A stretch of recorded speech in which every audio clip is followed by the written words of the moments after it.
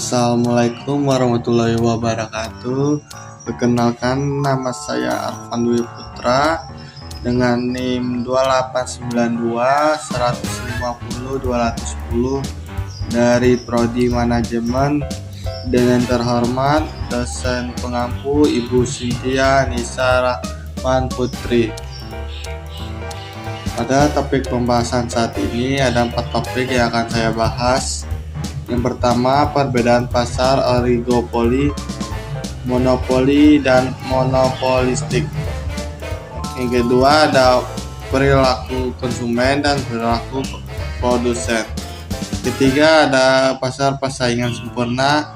Dan yang terakhir, ada penyebab kegagalan pasar.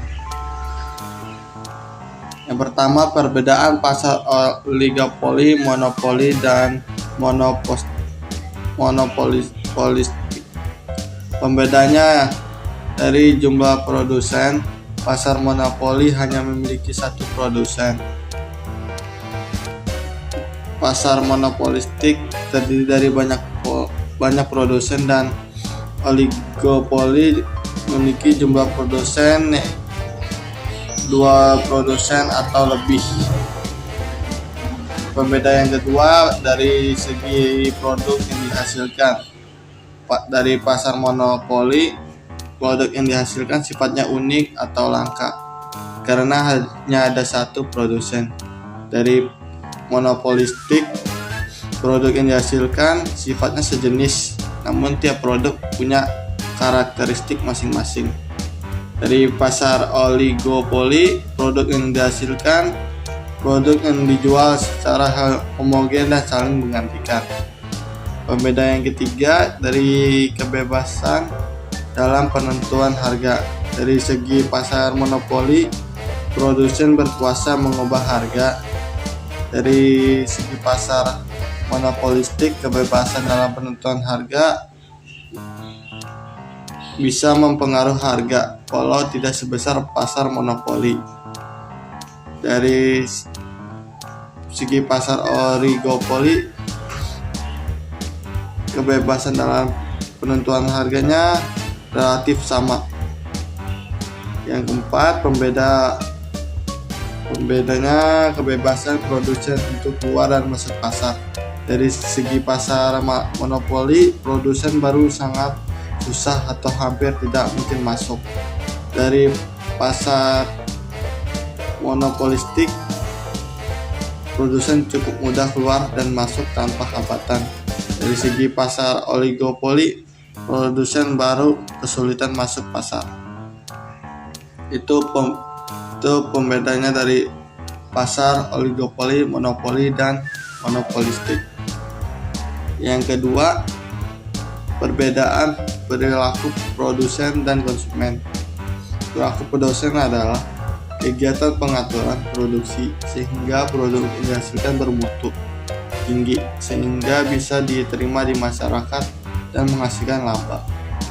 Dari perilaku konsumen, proses aktivitas ketika seorang berhubungan dengan pencarian, pemilihan, pembelian, penggunaan, serta pengevaluasian produk dan jasa demi memenuhi kebutuhan keinginan.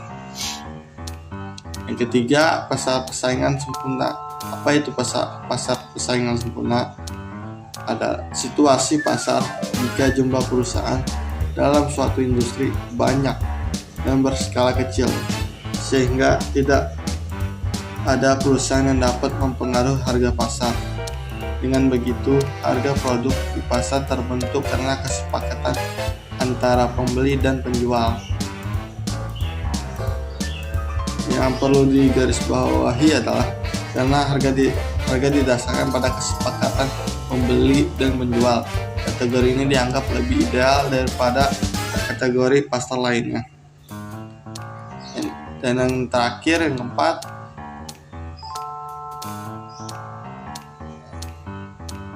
yang menyebabkan kegagalan pasar. Pemicunya ada 2. Yang pertama, eksternalitas. Karena harga ekuilibrium tidak secara akurat mencerminkan biaya dan manfaat sebenarnya dari suatu produk atau layanan. Yang kedua, ada kekuatan pasar. Ikutan pasar mengacu pada kemampuan satu pihak atau kelompok kecil pihak untuk mempengaruhi harga pasar. Ikutan pasar semacam itu dapat menyebabkan harga tidak mencerminkan keseimbangan yang permintaan dan penawaran, yang mana merupakan contoh bentuk kegagalan pasar. Contohnya adalah praktik kartel di pasar oligopoli. Terima kasih. Jika ada salah kata, kurang lebihnya mohon maaf. Wassalamualaikum warahmatullahi wabarakatuh.